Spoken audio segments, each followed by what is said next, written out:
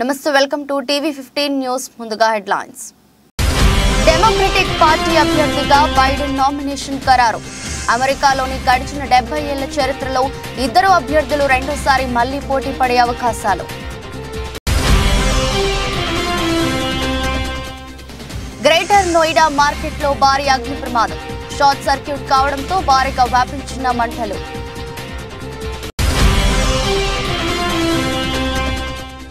గీతాంజలి కేసులో ఎవరిని వదిలిపెట్టేది లేదు గుంటూరు ఎస్పీ తుషార్ ధూడి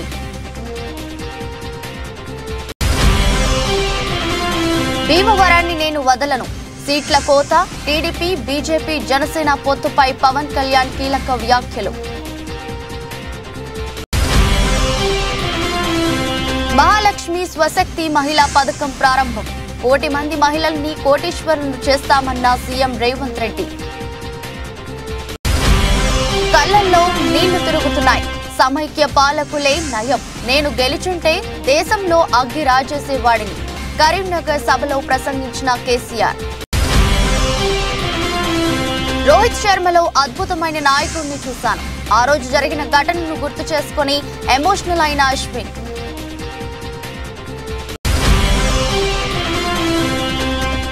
వార్ 2 కోసం కాల్ షీట్స్ ఇచ్చిన ఎన్టీఆర్ హృతిక్ తో సీన్స్ కోసం మరో 30 రోజులు డేట్స్ కేటాయించిన యంగ్ టైగర్ లాభాల్లో స్టాక్ మార్కెట్ సూచీలు 22,368 వద్ద కొనసాగుతున్న నిఫ్టీ అమెరికా దేశ అధ్యక్షుడు జో బైడెన్ మరోసారి అధ్యక్ష అభ్యర్థిగా పోటీ పడనున్నారు ఈ ఏడాది జరగనున్న దేశ అధ్యక్ష ఎన్నికలకు డెమోక్రటిక్ పార్టీ తరఫున ఆయన నామినేషన్ ఖరారు అయింది బహుశా ఆయన తుది పోరులో రిపబ్లికన్ నేత డొనాల్డ్ ట్రంప్ తోనే అధ్యక్ష రేసులో పోటీ పడే ఛాన్స్ ఉందని అమెరికా మీడియా పేర్కొన్నది అమెరికాలోని గడిచిన 70 ఏళ్ల చరిత్రలో ఇద్దరు అభ్యర్థులు రెండోసారి మళ్లీ పోటీ పడే అవకాశాలు ఉన్నాయి డెమోక్రటిక్ పార్టీ తరపున బైడెన్ తన అభ్యర్థిత్వాన్ని ఖరారు చేసుకునేందుకు 1968 డెలిగేట్లను నెగ్గాల్సి ఉంటుంది అయితే నామినేషన్ కు కావాల్సిన సంఖ్యాబలాన్ని ఆయన దాటివేసినట్లు ఎడిసన్ రీసెర్చ్ తెలిపింది జార్జియా రాష్ట్రానికి చెందిన ప్రైమరీ ఎన్నికల ఫలితాలు వెలువడడంతో బైడెన్ రూట్ క్లియర్ అయింది ఇంకా Mississippi Washington state northern Mariana England's ఫలితాలు రావాల్సి ఉన్నది డొనాల్డ్ ట్రంప్ కూడా రిపబ్లికన్ పార్టీ తరపున దాదాపు తన నామినేషన్ ఖరారు చేసుకునే అవకాశం ఉన్నది జార్జియా ఫలితాలతో ఆ అంశం తేలనుంది గత మంగళవారం జరిగిన ప్రైమరీలో ట్రంప్ తన ఆధిపత్యాన్ని ప్రదర్శించిన విషయం తెలిసిందే ఆ తర్వాత రేసులో ఉన్న నిక్కీ హేలీ కూడా తప్పుకున్నారు దీంతో రిపబ్లికన్ పార్టీ తరపున ట్రంప్ తన నామినేషన్ను చేజిక్కించుకునే ఛాన్స్ క్లియర్ అయింది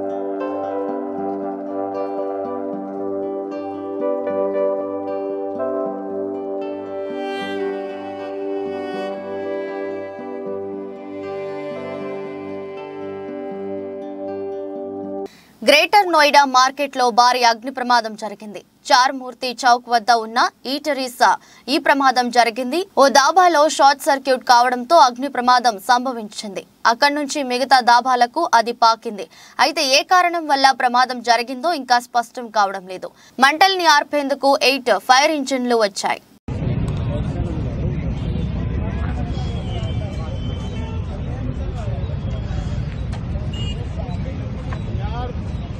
Check her up.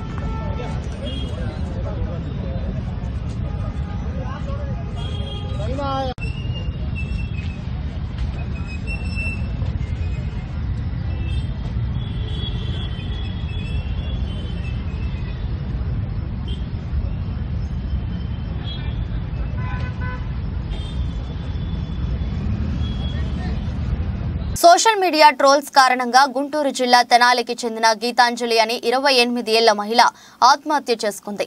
ఈ నెల 7వ తేదీన గీతాంజలి ఆత్మహత్య యత్నం చేసిందని గుంటూరు జిల్లా ఎస్పీ తుషార్ డూడి వెల్లడించారు. మంగళవారం ఆయన మీడియాతో మాట్లాడుతూ ఆత్మహత్య యత్నం చేసిన గీతాంజలిని వెంటనే జీజీహెచ్ కు తరలించినట్టు చెప్పారు. రైల్వే పోలీసులు ఎఫ్ఐఆర్ నమోదు చేసి దర్యాప్తు చేసినట్టు తెలిపారు. రైల్వే పోలీసుల దర్యాప్తులో సోషల్ మీడియా పోస్టింగ్స్ ద్వారా మనస్తాపానికి గురైందని తెలిందన్నారు. రైల్వే పోలీసులు కేసును తెనాలి 1 టౌన్ కు ట్రాన్స్ఫర్ చేశామని ఎస్పీ తుషార్ డూడి చెప్పారు. అక్కడ ఎఫ్ఐఆర్ అలర్ట్ చేశామన్నారు. 306 సెక్షన్ కింద కేసు నమోదు చేసినట్టు తెలిపారు. Digital footprints, social media handles check చేస్తున్నామని, కొన్ని ఫేక్ ఐడీలు, కొన్ని ఒరిజినల్ ఐడీలు ఉన్నట్లు గుర్తించామన్నారు. అసభ్యకర పోస్టింగ్స్ పెట్టిన వారిని గుర్తిస్తామని, ఈ కేసులో ఎవరిని వదిలిపెట్టేది లేదని ఎస్పీ తుషార్ డూడి పేర్కొన్నారు. 306 APC, that is abetment to suicide. What Gitanjali went through is very disturbing. She was forced to commit suicide just because she posted a video out of excitement. As part of AP Police and AP Government, we are committed to the safety of women not only in physical space but in cyberspace also. This cyberspace is as vulnerable for women and children as it is in real physical world. Already we have got few digital footprints, trolls, and even the kind of language that is used, I cannot put in front of media also. That is the situation. We have identified certain social media handles. We are still going through it. We would be tracing the people, the original. Few handles seem like they are being operated by the original owners of the pages. Few handles, they seem to be outright fake. But we will not stop there. We will identify the IP logs, we'll trace them, and we'll make sure that these perpetrators are brought to the book. As part of Guntur Police and AP Police, I request all women and other people also, whenever they are going through cyberbullying or any harassment, our doors are always welcome. We will take necessary action. We'll make sure that cases are brought to the logical conclusion. Please don't take such extreme step. Think about your family. Gitanjali, she is survived by 2 daughters, one aged 9 years, one aged 7 years. And it is very disturbing as a police officer to me also. TDP బీజేపీతో పొత్తుపై జనసేన అధినేత పవన్ కళ్యాణ్ కీలక వ్యాఖ్యలు చేశారు. నేను తీసుకున్న సీట్లు తక్కువ ఎక్కువ అనేది పక్కన పెట్టండి. జనసేన, టీడీపీ, బీజేపీలు 175 స్థానాల్లో పోటీ చేస్తున్నాయని భావించాలి. జగన్ అధికారంలో ఉండకూడదు. ఒక్కటి దగ్గర ఇంత సంపద ఉండకూడదు. జగన్ అధికారంలోకి వస్తే రాష్ట్రానికే కాదు దేశానికే ముప్పు. ఏపీలో జగన్ పోవాలి. భీమవరంలో గ్రంథి శ్రీనివాస్ పోవాలి. వ్యూహం నాకొదిలేయండి, టైమింగ్ నాకొదిలేయండి. వాళ్ళను వ్యూహం సినిమా తీసుకోమనండి. మనం వ్యూహం వేద్దాం. ఏపీనే కాపాడుకునే వాడిని భీమవరాన్ని కాపాడుకోలేనా అని జనసేనాని అన్నారు. మాజీ ఎమ్మెల్యే పులపర్తి రామాంజనేయులు సహా పలువురు నాయకులు మంగళవారం పవన్ కళ్యాణ్ సమక్షంలో జనసేన పార్టీలో చేరారు. ఈ సందర్భంగా పవన్ కళ్యాణ్ మాట్లాడుతూ గత ఎన్నికల్లో భీమవరంలో పోటీ చేస్తే బంధుత్వాల పేరుతో ఇబ్బంది పెట్టారు. యుద్ధం చేయనీయకుండా నాకు సంఖ్యలు వేశారు. భీమవరంలో కంటే పులివెందులలో పోటీ చేసి ఉంటే బాగుండేదని అనుకున్నా. పులివెందుల్లో పోటీ చేసి ఓడిపోయి ఉన్నా నేను బాధపడేవాడిని కాదు. సీట్లు తగ్గిపోయాయని కొందరు బాధపడుతున్నారు. కానీ గతంలో నా ఒక్క సీటు గెలిచి ఉంటే ఇవాళ పరిస్థితి వేరేగా ఉండేది. గతంలో జరిగిన తప్పిదాలకు నేను పరిహారం కడుతున్నాను. ఇవాళ నవశకం ప్రారంభించా. భీమవరంలో ఎమ్మెల్యేగా ఓడిపోయిన వ్యక్తి పొత్తులను ముందుకు తీసుకెళ్లడంలో కీలకమైన వ్యక్తి అయ్యారు. గత ఎన్నికల్లో భీమవరం నుంచి నేను ఓడిపోతే నాపై పోటీ చేసిన రామాంజనేయులు చాలా బాధపడ్డారు. భీమవరంలో పార్టీ కార్యాలయం పెట్టుకోవడానికి కూడా స్థలం ఇవ్వకుండా ఎమ్మెల్యే గ్రంథి అడ్డుకున్నారు. నేను పార్టీ కార్యాలయం పెట్టుకోవడానికే గ్రంథి శ్రీనివాస్ అడ్డుకున్నారంటే ఎంత రౌడీజం చేస్తున్నారో అర్థం చేసుకోవాలి. నేను తీసుకున్నది తక్కువ ఎక్కువ ఇవన్నీ మర్చిపోండి. 175 సీట్లు 175 సీట్లు జనసేన పోటీ చేస్తున్నారు. 175 సీట్లో భారతీయ జనతా పార్టీ పోటీ చేస్తుంది. 175 సీట్లో తెలుగుదేశం పోటీ చేస్తుంది. ఎందుకంటే ఈసారి జగన్ తాలూకు పార్టీని పక్కన పెట్టకపోతే రాష్ట్రానికి కాదు దేశానికే హాని. అది ఒక్కడి దగ్గర ఇన్ని వేల కోట్ల డబ్బు ఒక్కడి దగ్గర ఇంత అరాచకం, ఇంత కిరాయి సైన్యం, ఒక్కడి దగ్గర ఇంత అక్రమంగా అధికారం, ఒక్కడి దగ్గర చేరితే ఇంకెవడు బతకలేడు. భీమవరంలో ఇంతమంది పెద్దలు ఉన్నారు. ఎవరు ఒకరు కాదు, ప్రపంచంలో అత్యంత ఎక్కువ ప్రపంచంలోని కుబేర్లంతా ఇక్కడ ఉన్నారు భీమవరంలో. కానీ అందరూ కలిసి ఒక్క రౌడీ ఎమ్మెల్యేకి భయపడాల్సి వస్తుంది, ఎదురు చెప్పలేకపోతుంది. ఎందుకు? దానికి కారణం నేనే బాధ్యతను. దానికి స్థలం నాకు అమ్మడానికి వచ్చి ఎమ్మెల్యే గారు మమ్మల్ని గొడవ మీద పెడతారని మీకు అమ్మలేమని నాకు చెప్పారు. కానీ నేను గొడవ పెట్టుకుందామంటే నాకు నిజంగా చొక్కా జించుకొని నాలాగా నిలబడే ఒక్క వ్యక్తి నుండి కొట్టేసేవాడిని పాటి. ఆ స్థలాన్ని ఇల్లు కట్టేసేవాడిని పాటికి. ఆ బాధ్యత తీసుకోవడానికి భయం వేసింది అందరికి. ఎందుకంటే గొడవ పెట్టుకోవాలి ఎమ్మెల్యేతోటి. నేను ఇవన్నీ పెట్టుకుంది నేను ఈ రోజున వీటన్నిటినీ ముందుకొచ్చి పులపర్తి ఆంజనేయ గారు ఒకటే చెప్పారు. నేను పులపర్తి ఆంజనేయ గారు ఒకటే ఒక బాధ్యత అడుగుతున్నాను ఈ రోజున. కోరిక, నాకు జనసేన ఆఫీస్కి నేను ఎప్పుడన్నా వచ్చి ఉండటానికి ఒక చిన్నపాటి స్థలం చూపించి నా డబ్బులతో నేను కొనుక్కుంటాను. ఎందుకంటే నేను ఎప్పుడు ఉచితంగా ఎవరిని ఏం అడగను. నాకు తీసుకోవడం కూడా నాకు ఇష్టం లేదు. ఈరోజు నేను అడుగుతున్నా. ఎందుకంటే నేను భీమవరాన్ని నేను వదలను, నాది. అందుకని అడుగుతాను. రౌడిజం పోవాలి అక్కడి నుంచి. బాధ్యతతో కూడిన వ్యక్తులు ఉండాలి అక్కడ పొలిటికల్ ప్రాసెస్లో. టైమింగ్ అండ్ స్ట్రాటజీ నాకు వదిలేయండి, వ్యూహం నాకు వదిలేయండి. వాళ్ళ వ్యూహం సినిమాలు తీసుకునేవాడి, మన వ్యూహం వేద్దాం. సో మనస్ఫూర్తిగా మీకు మంచి బలంగా మీకు అండగా ఉండేలాగా నేను ఎప్పుడు మీకు ఉంటాను మనస్ఫూర్తిగా తెలియజేసుకుంటూ. ఆంధ్రప్రదేశ్ని కాపాడుకునేవాడిని, భీమవరాన్ని కాపాడుకోలేమా? ఆంధ్రప్రదేశ్ని హక్కుని చేర్చుకున్నవాడిని, భీమవరాన్ని గుండెల్లో పెట్టుకోలేమా? సో మనస్ఫూర్తిగా మీ అందరికీ ఇంకో మారు ధన్యవాదాలు తెలుపుకుంటూ మళ్ళీ కలుద్దాం, భీమవరంలో కలుద్దాం. తెలంగాణ రాష్ట్రంలో 1 కోటి మంది మహిళలను కోటీశ్వరులుగా చేయడమే కాంగ్రెస్ ప్రభుత్వ లక్ష్యమని సీఎం రేవంత్ రెడ్డి అన్నారు. తెలంగాణ ఆడబిడ్డల ఆశీర్వాదం వల్లే రాష్ట్రంలో కాంగ్రెస్ పార్టీ అధికారంలోకి వచ్చిందని చెప్పారు. మంగళవారం ఇక్కడ సికింద్రాబాద్ పరేడ్ మైదానంలో ఏర్పాటు చేసిన సభలో మహాలక్ష్మి స్వశక్తి మహిళ అనే పథకాన్ని సీఎం రేవంత్ రెడ్డి ప్రారంభించారు. ఈ సందర్భంగా ఆయన మాట్లాడుతూ, మాట తప్పకుండా మడమ తిప్పకుండా సోనియా గాంధీ తెలంగాణ ఇచ్చారు. ప్రత్యేక రాష్ట్రం ఇస్తే ఏపీలో పార్టీకి తీవ్ర నష్టమని తెలిసినా మనకు రాష్ట్రం ఇచ్చారు. కేసీఆర్ 10 ఏళ్ల పాటు మహిళలు ఆడబిడ్డలను పట్టించుకోలేదు. మహిళల ఉసురు తగిలి కేసీఆర్ పదవి పోయింది. మహిళలకు ఆర్టీసీ బస్సుల్లో ఉచిత ప్రయాణం కల్పిస్తే కేసీఆర్ కుటుంబానికి కడుపు మంటగా ఉంది. ఆడబిడ్డలకు ఉచిత ప్రయాణం వద్దంటూ ఆటో డ్రైవర్లతో ధర్నా చేస్తున్నారు. పేదలకు కార్పొరేట్ వైద్యం అందించే రాజీవ్ ఆరోగ్యశ్రీని కేసీఆర్ నిర్వీర్యం చేశారు. కాంగ్రెస్ ప్రభుత్వం వచ్చిన వెంటనే ఆ పథకాన్ని 10 లక్షలకు పెంచాం. కేసీఆర్ మోదీ కలిసి 400 ఉన్న గ్యాస్ సిలిండర్ ను 1200 చేశారు. మహిళలకు భారం కావద్దని మళ్లీ 500కే గ్యాస్ సిలిండర్ ఇస్తున్నాం. డబుల్ బెడ్రూమ్ ఇల్లు ఇస్తున్నానని కేసీఆర్ 10 ఏళ్లు డబ్బా కొట్టారని తెలిపారు. మీరు అనుకుంటే సాధించలేంది ఏమీ లేదు. ఇవాళ నేను మీ స్టాల్లు చూసినా, మీ నైపుణ్యం చూసినా, మీ కష్టం చూసినా, మీ మార్కెటింగ్ చూసినా, మీ ఆడబిడ్డలందరితోని సంఘాలతోని సభ్యులతో నేను మాట్లాడినా. వాళ్ళతో మాట్లాడక నాకు ఒక మాట అర్థమైంది.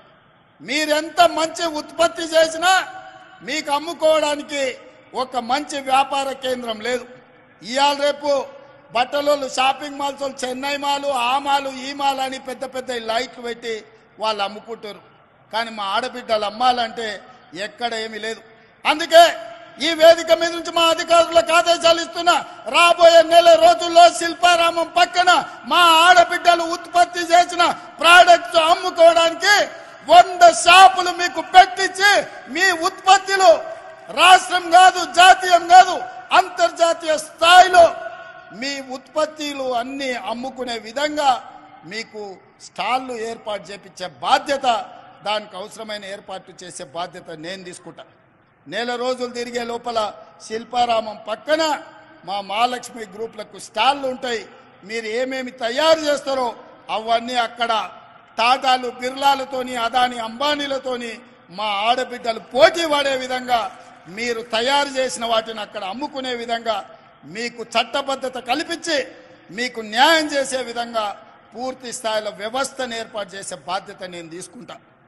ఇవాళ నేను మీకు మాట ఇవ్వదలుచుకున్నా, 1 కోటి మందిని 5 ఏళ్ళు తిరిగే లోపల 1 కోటి మంది ఆడబిడ్డల్ని కోటీశ్వరులను చేసే బాధ్యత కాంగ్రెస్ పార్టీ ఇందిరమ్మ రాజ్యం తీసుకుంటది. కరీంనగర్ సభలో బీఆర్ఎస్ చీఫ్ మాజీ ముఖ్యమంత్రి కేసీఆర్ కీలక వ్యాఖ్యలు చేశారు.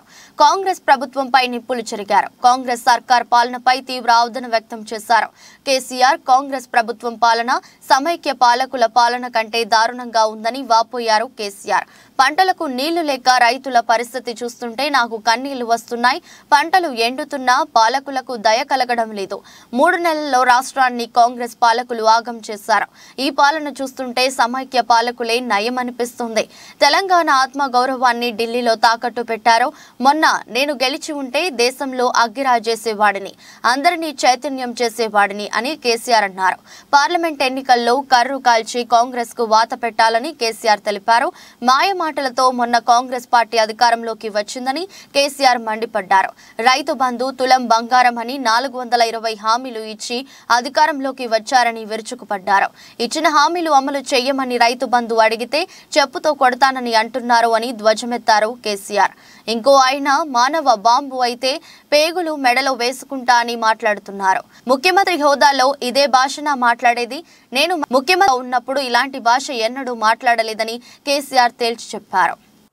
ఈ కరీంనగర్ గడ్డ నుంచి యావత్తు తెలంగాణ ప్రజానీకానికి నేను పిలిపిస్తా ఉన్నా. తెలంగాణ ముఖ్యమంత్రి అంటే తెలంగాణ మాట్లాడే మాటలు, ఆ ముఖ్యమంత్రి మాట్లాడే మాటలు ఎవరన్నా ముఖ్యమంత్రి పదవులు ఉన్న వ్యక్తి మేము మానవ బాంబులం అయితే మనం మాట్లాడొచ్చునా? మాకు మాట్లాడరాదా? తిట్టానంటే తిట్టు తక్కువన్నాయా? ఇవాళ గీయాలకు మొదలు పెడితే రేపు గీయాల దాకా తిట్టచ్చు. నేను మాట్లాడినా, తెలంగాణ ఉద్యమంలో మాట్లాడినా, తెలంగాణ వ్యతిరేకించిన వాళ్ళను దద్దమ్మలు అన్నా, సన్నాసులు అన్నా, సమైక్యవాదం సమగ్రాభివృద్ధి అంటే సన్నాసులారా ఏది రాని మాట్లాడినా. కానీ ఈ విధంగా 10 ఏళ్ళ ముఖ్యమంత్రికి ఉన్నప్పుడు నా నోటి నుంచి ఒక్క రోజన్నా ఒక సందర్భంలోన్నా ఇటువంటి దురుసు మాటలు మీరు విన్నరా? దయచేసి ఆలోచన చేయాలని నేను చెప్పేది చాలా సీరియస్ మాట. ఎందుకంటే తెలంగాణ రాష్ట్రం తెచ్చుకున్నాం, 10 ఏళ్ళు బ్రహ్మాండమైన పాలన చేసినాం. మీ అందరికీ తెలుసు, తెలంగాణ వచ్చినాడు కొత్త కుండల ఈగదు వచ్చినట్టు. దిక్కు దిశ లేదు, బడ్జెట్ ఏందో తెలియదు, కరెంటు లేదు, కాలిపోయే మోటార్లు, పేలిపోయే ట్రాన్స్ఫార్మర్లు, మంచినీళ్ళకు అన్నమో రామచంద్ర, రాష్ట్ర వ్యాప్తంగా చేనేత కార్మికుల ఆకలి చావులు, రైతుల ఆత్మహత్యలు, అప్పుల బాధ భరించలేక ఒక భయంకరమైన పరిస్థితులలో ఈ రాష్ట్ర ప్రజలు నన్ను ముఖ్యమంత్రి చేసిన మీరందరూ కలిసి. నేనేమన్నా అన్నానా? ఆంధ్ర వాళ్ళు మోసం చేసిపోయినారు, డబ్బులు లేవు, ఖజానా ఖాళీ అని నా నోట్ల నుంచి ఎప్పుడన్నా మీరు విన్నారా? లంకె బిందెల కోసం వచ్చినామని అన్నానా? ఎవడన్నా ముఖ్యమంత్రి లంకె బిందెలని మాట్లాడచ్చునా? నీకు ఏ పరిస్థితి దొరికిందో ఆ పరిస్థితి మీద ముందటికి ఒక మార్గం వేసుకొని ఎట్లా దాన్ని చక్కగా చేయాలో చేయాలి. మొన్నటిదాకా బీఆర్ఎస్ ప్రభుత్వం ఉన్నది, 10 ఏళ్ళు పనిచేసినాం. ఎస్, ప్రజలు మీకు ఇచ్చిండ్రు, మాకు అభ్యంతరం లేదు, మాకంత ఈర్ష్య కూడా లేదు.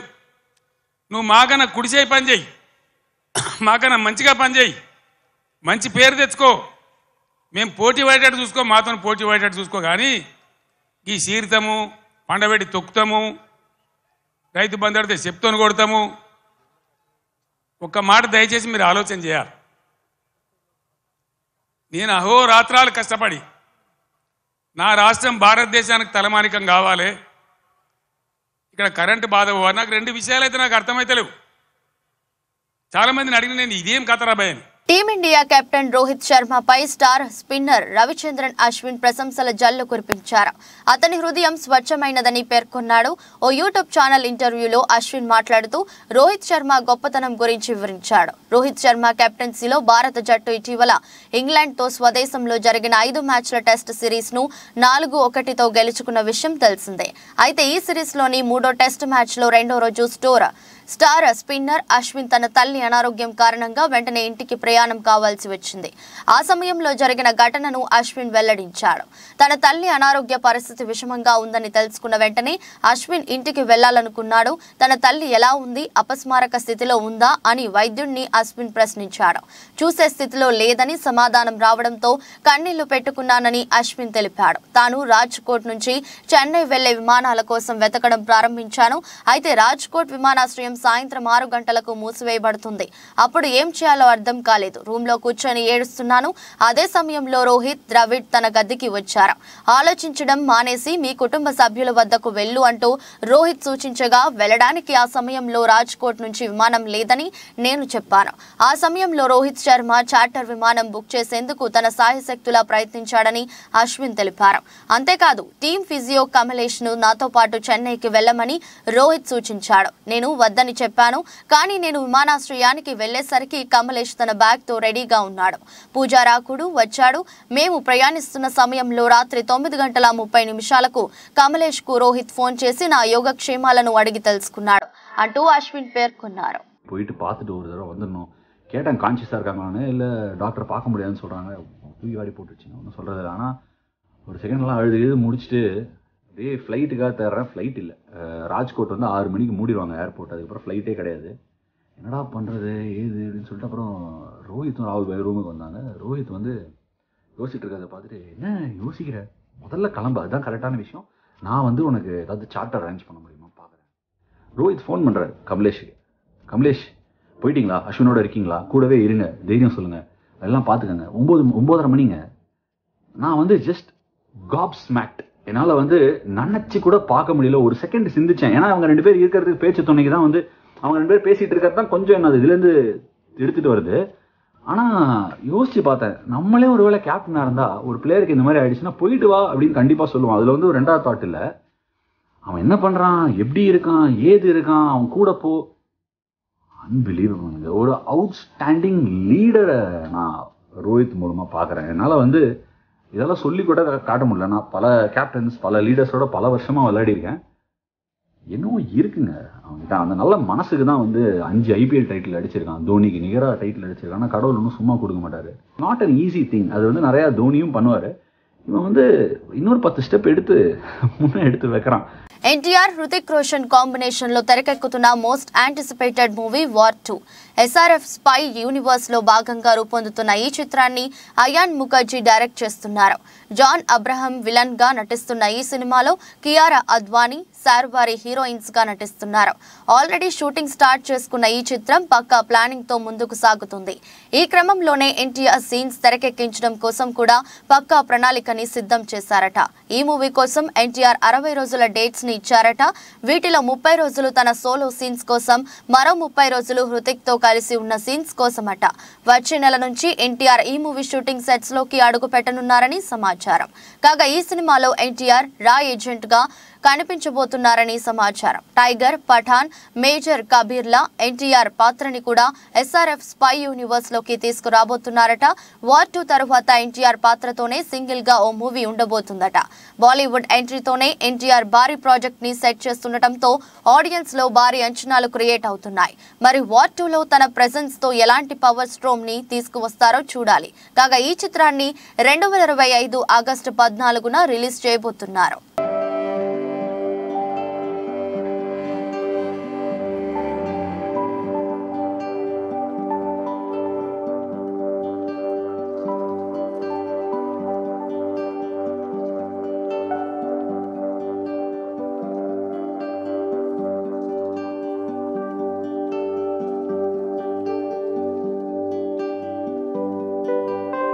దేశీయ స్టాక్ మార్కెట్ సూచీలు బుధవారం లాభాలతో ప్రారంభమయ్యాయి. అంతర్జాతీయ మార్కెట్లలోని సానుకూల సంకేతాలు సూచీలకు దన్నుగా నిలుస్తున్నాయి.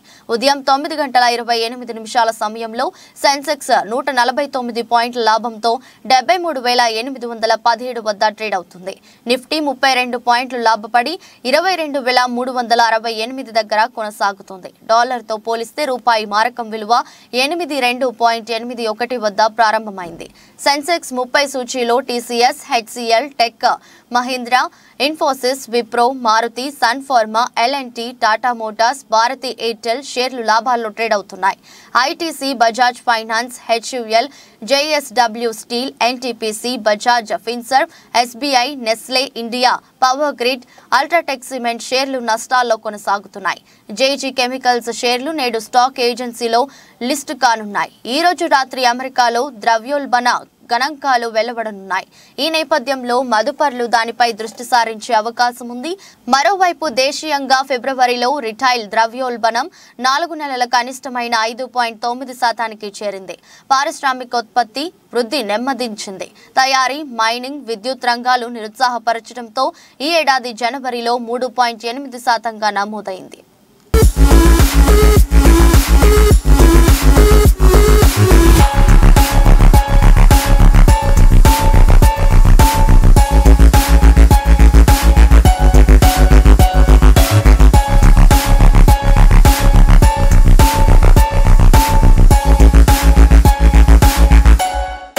వార్తలు ముగించే ముందు మరోసారి హెడ్లైన్స్. డెమోక్రటిక్ పార్టీ అభ్యర్థిగా బైడెన్ నామినేషన్ ఖరారు. అమెరికాలోని గడిచిన 70 ఏళ్ల చరిత్రలో ఇద్దరు అభ్యర్థులు రెండోసారి మళ్లీ పోటీ పడే అవకాశాలు.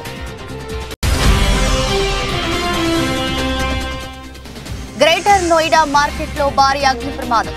షార్ట్ సర్క్యూట్ కావడంతో భారీగా వ్యాపించిన మంటలు.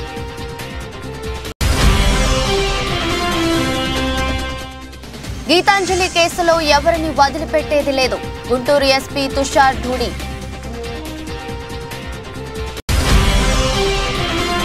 భీమవరాన్ని నేను వదలను. సీట్ల కోత. టీడీపీ, బీజేపీ, జనసేన పొత్తుపై పవన్ కళ్యాణ్ కీలక వ్యాఖ్యలు. మహాలక్ష్మి స్వశక్తి మహిళా పథకం ప్రారంభం. 1 కోటి మంది మహిళల్ని కోటీశ్వరులను చేస్తామన్న సీఎం రేవంత్ రెడ్డి. కళ్లల్లో నీళ్లు తిరుగుతున్నాయి. సమైక్య పాలకులే నయం. నేను గెలిచుంటే దేశంలో అగ్గి రాజేసేవాడిని. కరీంనగర్ సభలో ప్రసంగించిన కేసీఆర్. రోహిత్ శర్మలో అద్భుతమైన నాయకుడిని చూశాను. ఆ రోజు జరిగిన ఘటనను గుర్తు చేసుకుని ఎమోషనల్ అయిన అశ్విన్.